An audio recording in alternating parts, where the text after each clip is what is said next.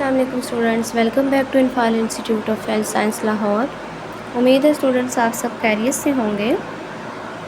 Students chapter number 4 का आज हमारा लास्ट लेक्चर है, लेक्चर नंबर 15। हमारी जो CMW की बुक है माशाल्लाह से कंप्लीट हो गई है। टोटल 40 लेक्चर्स इसके जो हैं वो कंप्लीट किए गए हैं, रिकॉर्ड किए गए हैं। बाकायदा जो है वो इनफाल इंस्टीट्यूट का जो चैनल है उसका लिंक भी आप लोगों को शेयर किया गया है और उसके ऊपर जो है ना वो 40 के 40 लेक्चर जो है ना वो with topic, lecture number, chapter number, हर चीज़ जो है ना वो इसके ऊपर मेंशन की हुई है। ठीक है, तो आज का जो हमारा लास्ट टॉपिक है वो है एपिज़ोटमी और टांके लगाना। स्टूडेंट सबसे पहले जो है वो आपको इस चीज़ का आइडिया होना चाहिए कि एपिज़ोटमी क्या होती है। ठीक है, एपिज़ोटमी क्या होती है और टांके लगाने का क्या मतलब होता है।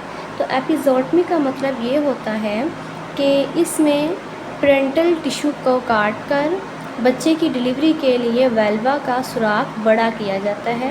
इसका मकसद औरों को डिलीवरी के दौरान किसी शदीद खुद ब खुद होने वाली चोट से बचाना और बच्चे की जान को ख़तरा हो तो पैदाइश के दौरान के मरहले को तेज़ करना।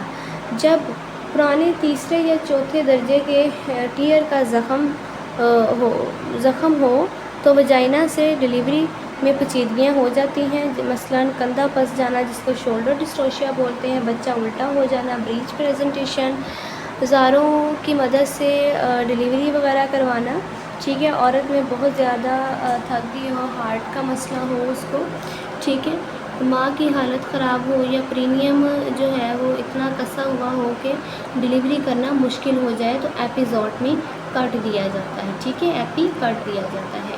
अब ये कट किस तरह से दिया जाता है, कैसे दिया जाता है, वो भी हमने आगे देखना है। ठीक है, इसमें अब देखिए वो सबसे पहले वो कह रहा है कि बहरहाल अगर मुमकिन हो तो नॉर्मल डिलीवरी में एपिज़ोटमी नहीं देनी चाहिए। कोशिश करें कि इस चीज़ से जो है ना वो हम अवॉइड ही करें।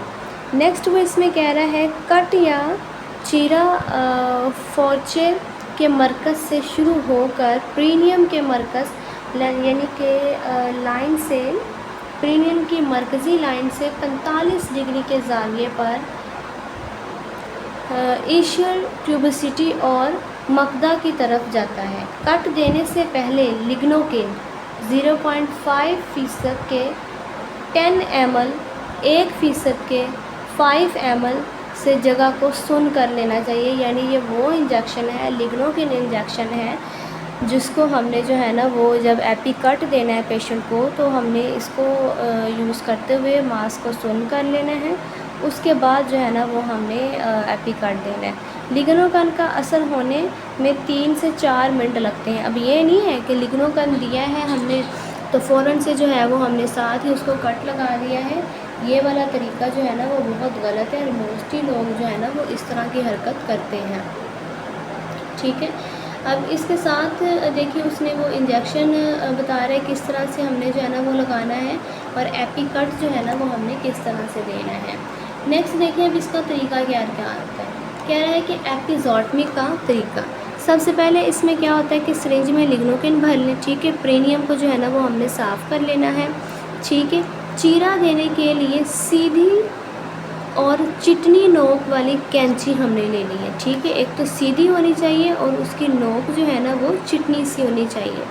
फिर वो कह रहा है कि चीरा देने से पहले 2 उंगलियां वजाइना में डालें और फिर कैंची के ब्लेड को खोलें। यानी आपने अपनी फिंगर्स वजाइना में इंसर्ट कर लेनी। कंट्रक्शन के दौरान चीरा लगाएं क्योंकि इस वक्त टिश्यू खींच जाते हैं और खून कम निकलता होता है। यानी जब उसको पेन आए ना कंट्रक्शन के दौरान तब हमने जो है ना वो एपी कट देना होता है। इससे फिर पेशेंट का ब्लड लॉस नहीं होगा। 4 सेंटीमीटर से 5 सेंटीमीटर लंबा चीरा यानी कट दें दुरुस्त ज़ाविये, जिसको हम जो है ना वो मीडियोलेटरल बोलते हैं। ये इस पोजीशन में हमने लगाना होता है। वजाइना में 2 उंगलियां डालकर चीरा दें ताकि बच्चे का सर कैंची से महफूज रहे। यानी जैसे ही आपने एपी कट दिया, अगर वो कंट्रक्शन के दौरान दिया, बेबी जो है वो बाहर फ़ौरन से उसका हेड जो है ना वो बाहर की तरफ हुआ है, तो अगर आपकी फ़िंगर आगे होंगी कैंची वाली साइड पे तो इससे जो है ना वो बच्चे का हेड महफूज रहेगा। پھر وہ کہہ رہا ہے کہ بچے کے سر میں مقامی انستھیسیا لگانے سے اس کی موت واقع ہو سکتی ہے، ٹھیک ہے۔ پھر وہ کہہ رہا ہے کہ سرنج کی سوئی کو چیرے کی لائن میں جلد کے نیچے 4 سینٹی میٹر سے 5 سینٹی میٹر تک ڈالیں، یعنی جب آپ نے اس کو جو ہے وہ لیگنوکین دینا ہے جس جگہ پہ، تو وہ 4 سے 5 سینٹی میٹر سرنج کو آپ نے نیچے لے کے جانا ہوتا ہے، ٹھیک ہے۔ پھر وہ کہہ رہا ہے کہ اب سرنج کے پسٹن کو اپنی طرف کھینچیں اور چیک کریں کہ سوئی کسی خون کی نالی میں تو نہیں گئی، یعنی بلڈ وغیرہ تو نہیں واپس آتا۔ اگر سرنج میں خون آئے تو سوئی کی پوزیشن تبدیل کریں اور دوبارہ چیک کریں۔ جب سرنج میں خون نہ آئے تو دوائی دیں۔ اگر مقامی انستھیسیا کو براہ راست خون کی نالی میں لگا دیں تو اس کی وجہ سے دل کی دھڑکن میں بے ترتیبی، جھٹکے اور موت وغیرہ بھی جو ہے نا وہ واقع ہو سکتی ہے، ٹھیک ہے۔ پھر وہ کہہ رہا ہے کہ سوئی کو آہستہ آہستہ باہر نکالیں اور ساتھ ہی لیگنوکین دینا جاری رکھیں، ٹھیک ہے۔ سوئی کو باہر نکالنے سے پہلے اس کی پوزیشن بدلیں، ٹھیک ہے۔ پھر وہ کہہ رہے ہیں کہ لیگنوکین کا اثر ہونے کے لیے 3 سے 4 منٹ لگتے ہیں۔ چیرا دینے والی جگہ پر چمٹی یعنی فورسیپ سے چونٹی کاٹیں، ٹھیک ہے۔ اگر عورت کو اس کا احساس ہو تو دو یا زیادہ منٹ مزید انتظار کریں، یعنی جب ہم نے اس کو لیگنوکین لگا دیا ہے، ہم نے 2 سے 4 منٹ کا ہم نے ویٹ کیا، ٹھیک ہے۔ اس کے بعد جب ہم اس کو ایپی کٹ دینے لگے ہیں تو ہمیں چاہیے کہ ہم اسی لیگنوکین جس جگہ پہ لگایا، جس جگہ سے ہم نے ایپی کٹ دینا ہے، عورت کو وہاں پہ جو ہے نا وہ ہم نے کسی چیز کے ساتھ چونٹی کاٹنی ہے، فورسپس کے ساتھ چونٹی کاٹنی ہے۔ اگر عورت درد محسوس کرتی ہے تو پھر ہم نے مزید 2 سے 4 منٹ جو ہے نا وہ انتظار کر لینا ہے، ٹھیک ہے۔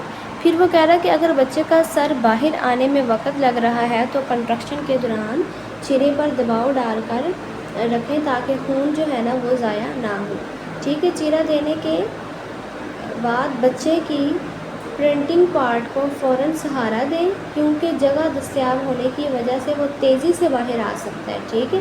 تو بچے کا بھی آپ نے جو ہے نا وہ خیال رکھنا ہے۔ اس کے بعد وہ کہہ رہے ہیں کہ بچے کی پیدائش کے بعد ایپیزوٹمی کا معائنہ کریں کہ کہیں چیرا زیادہ بڑا تو نہیں ہو گیا یا کوئی اور ٹیئر وغیرہ تو نہیں آ گیا، زیادہ زخم تو نہیں ہو گیا۔ اس چیز کو ہم نے جو ہے نا وہ مانیٹر کرنا ہے، ٹھیک ہے۔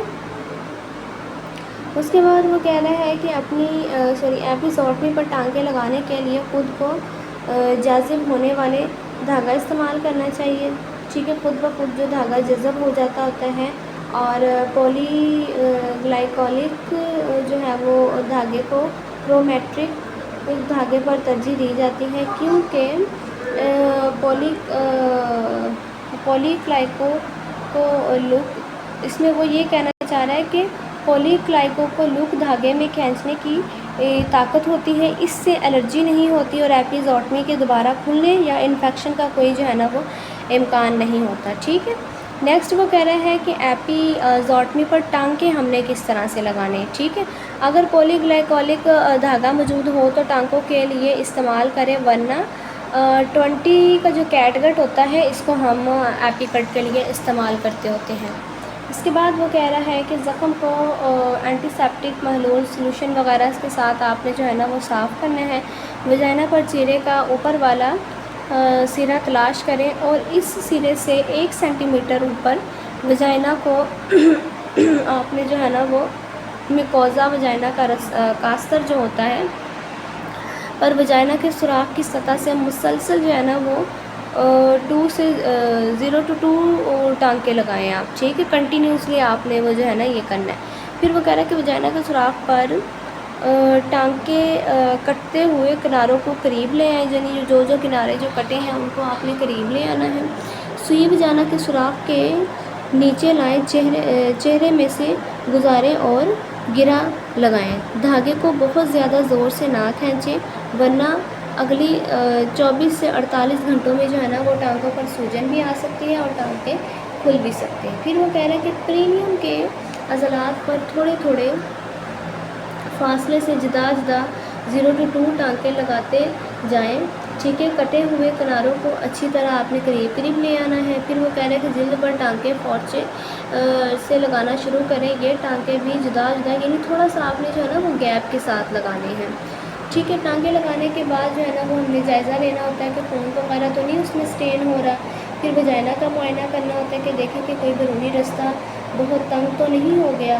ठीक है, इसके साथ जो है ना वो आखिर में मक्दा में उंगली डालकर मुआयना करें और इत्मीनान हो जाए कि कोई टांका मक्दा के इस तरह यानी म्यूकस मुकोज़ा तक जो है ना वो नहीं पहुंचा। ठीक है, जिस जगह पे हमने जो कट दिया था उसी जगह पे ही लगा है।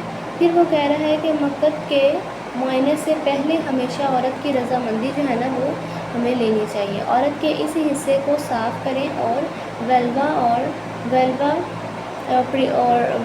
और प्रीनियम पर साफ पैड वगैरह जो है ना वो हमने रख देने होते हैं। ठीक है, तो ये था इसमें हमने किस तरह से एपी कट देना होता है।